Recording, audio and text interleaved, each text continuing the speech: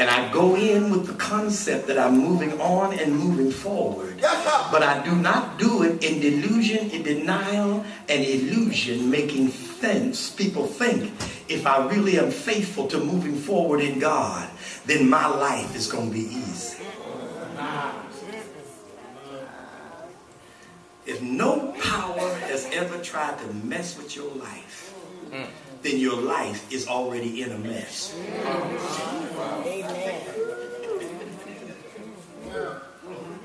Here's my story. Look at any of this. And our testimony is we've come a long way. But here it is, you came over from 2015 to 2016. How did you get over? I got over because in my story, I got to step. Amen. Amen. When stuff got in my way, God said, don't let what's trying to block you rob you of the promise that I got for you.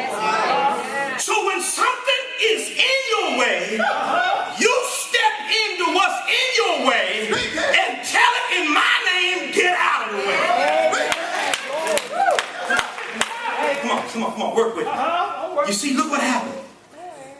Here they were with a story of progress. And at the point of progress, the intuitive presumption would be, now I'm over. Now something's in the way. How do I deal with in the way stuff when I'm on my way? Get the step. Now notice there will be some folk who will say, pitch the tents on this side. That's right. Tell the truth. We might as well stay right where we are. We don't have what it takes to get to the other side. We just happy we ain't where we used to be, and we just need to settle and relax where we are. Because we are all right over here at home.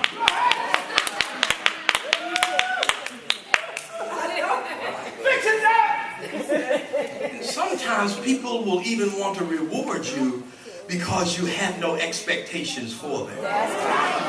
Wow. And then you get promoted because you know how to keep people crippled.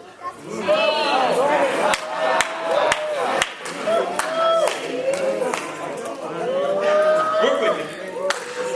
He shows you though, when you start to step in, don't just freak. And cut a step. Let me show you how to step. Let the priest go before you. Can I take Amen. Come on, work. Let the priest go before you.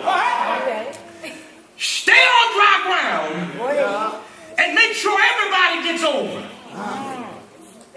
Step with a focus, step with fidelity, and step as a family. Here are 3 ways you step with a focus. Let the priest go before you. Come on. In other words, you don't step into something that's blocking you without the presence of God moving into it before you do. See, don't step into stuff and start something and start drowning and then call on it.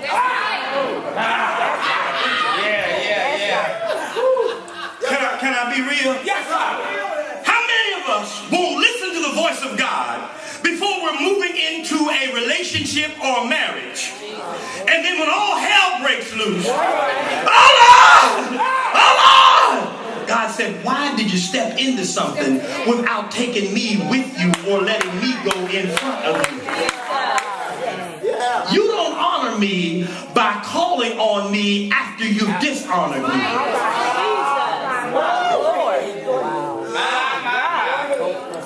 Come on, look. He said, let the priest go before you. Now you got to understand. A very critical point here. Why? They were carrying what? The covenant, Ark of the Covenant. The Ark of the Covenant was the tangible symbol of the people of faith of the presence of God. That's why when you read the Old Testament writ, anytime they would go into battle, people want to capture what? The Ark. Because if I capture the Ark, I've captured your God. Come on. And the covenant box was a symbol of God's presence and power. You can actually study what was in the box and what it symbolizes. But this is the presence of God. Now here's another thing you got to realize. God did not tell you to follow the priest. Amen. Amen. Priests can be devils. That's right. That's right. And the mistake that we're making today is that we are teaching people to follow a person or a position. All right. Okay. You preaching. All right. Respect my position. No. The reason I'm following you is because you're covered with the presence. Oh, y'all miss me. What is the priest lifting up? God. And therefore, when I follow you, it ain't about you. It's about God. So if I'm going to get to where I need to go and move forward, my focus can't be on you. It's got to be on God. And if you're teaching me to focus on you, you're focusing my into failure. Come on, work with me. Because this ain't about you. If I don't see the covering of the divine, if I don't see the power of God radiating from your being, I'm not following you when there's no God in your You see, we have too many people. I'm going to get in trouble. We have people who are going into ministry because they want the perks of the position. Come on. All right. Go ahead. Come on now. But they do not practice the presence. Jesus. Yes, sir. Yes, sir. Mama. Yes. Yes. Amen. Follow the priest carrying the ark of the covenant. Amen. And can I tell you something? Yeah. I say something to pastors. If you got folk following you, you are going to get turned on. Yes, sir. Yes, sir. Let me see if I can make it plain. I've been married for almost 50 years. And one thing I learned, I don't want my wife to serve me. That's right. Go ahead. My God. Amen. Don't get upset, y'all. Go ahead. Okay. Go ahead. No woman should serve a man. Come on. And brother, you shouldn't be excited when she'll serve you. Yes, sir. Teach it. See, when I met my wife, come on, 6'1", 205 pounds. Okay. Mike linebacker for the Marshall University Thunder Hole. That's your story. Come on. 48-inch chest with a 32-inch waist. A full head of hair and a fro that wouldn't wait. And pole mark of the Kappa Alpha Psi fraternity Epsilon Delta Chapter. Come on, y'all. Now what happens when your flow flops? Come on, your flow flops. And your waistline starts catching up with your chest side.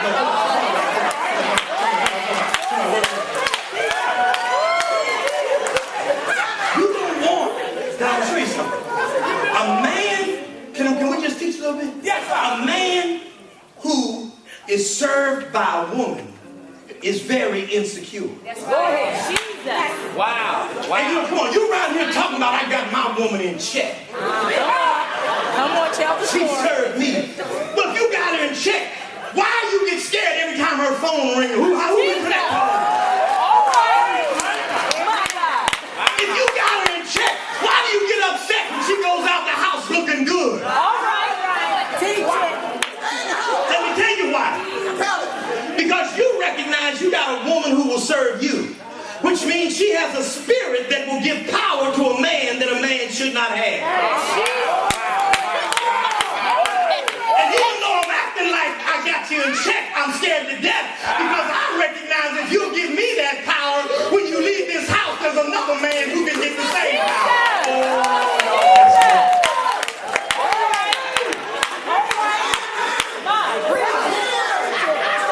See, when you got together, see, I'm down here, my wife's in me. I ain't worried. You want to know why? She serves God. Amen. And whether I'm here or there, she's not serving me, she's serving God. And if she's serving God, she knows how to be faithful in a relationship. But if she's serving me, she'll leave me and find what she was serving in the first. Never mind.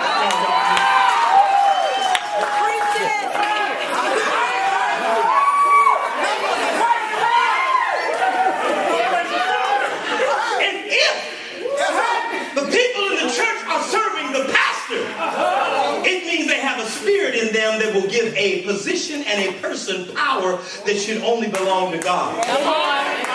Because the same person who says, I'm going to follow you till you die, as soon as you preach a sermon they don't like, will start serving a trustee or a deacon.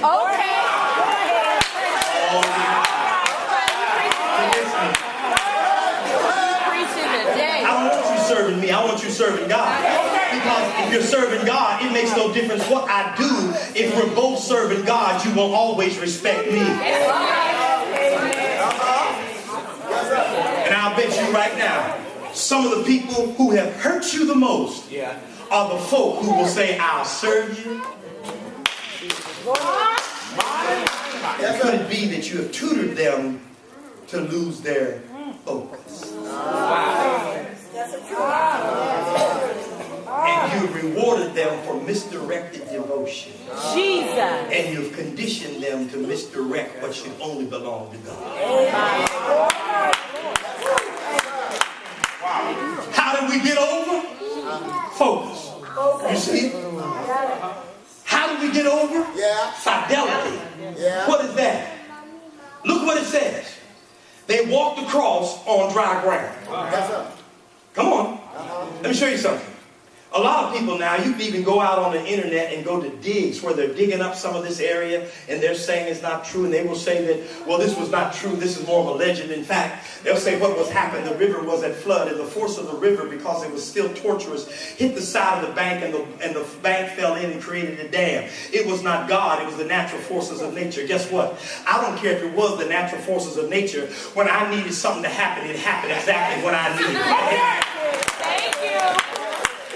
You ain't got to prove to me who it was. All I know is that it is, and it is when I needed it to be is. Thank you. We don't sit around and debate why and how. That's not what the issue is. When I was blocked, he made a way out of no way. How did he do it? He sent a wave, knocked down the dam. Hey, man, come on. Let me show you something else.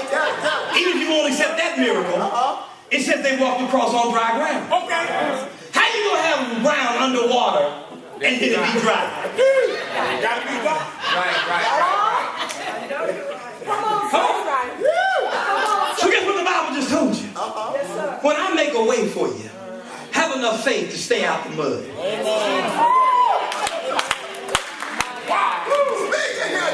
See, the focus is I focus on God. My faith is that I don't get deflected from the path that God has created.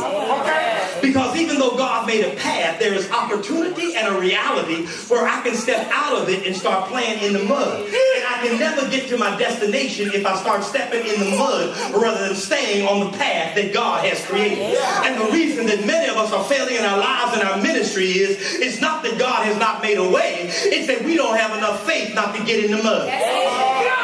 Wow. If you're going to move forward, guess what? Stay out the mud. In every church and in every life, there are going to be mud opportunities. Come on. This is a great church. And God is making a way. But guess what? All around you is some mud. And there's always some folk who want to play in the mud and get you to play with them.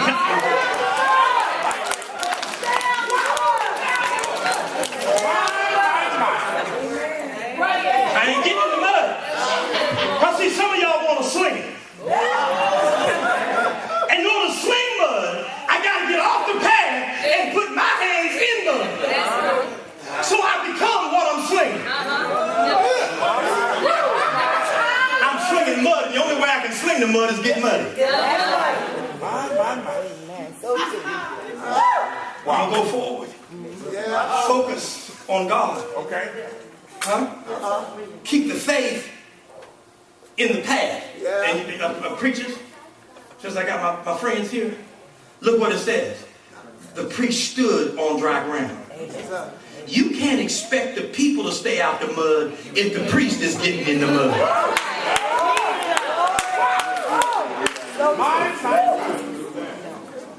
So true.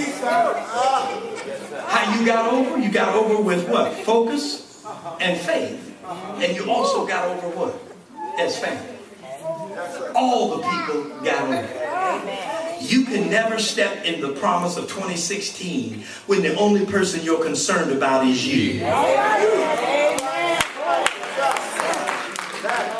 We can't cross over. Can I make it real plain? You can't move to the suburbs and then be comfortable with somebody else in the shack. That's right. Because true liberation is never achieved as long as somebody else is left behind. Oh, y'all. The only way, the reason we got over is because we know how to stick together.